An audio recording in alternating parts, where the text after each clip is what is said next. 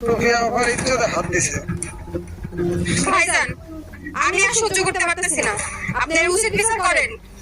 আব্বা, সাহেবরা এমন শাস্তি দিবেন যাতে উদাহরণ হয়ে থাকে।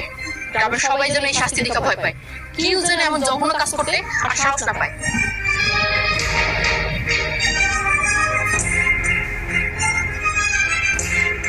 আর একশো একটা ব্যাট মারো আর জুতার মালা পরাইয়া এই গ্রাম থেকে বাইরে করে দাও।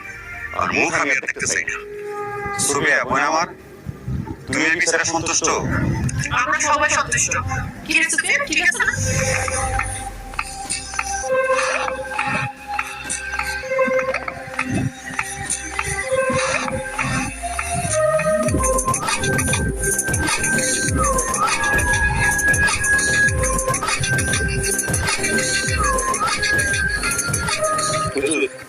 আমি কিছু করিনি, সব মিথ্যা।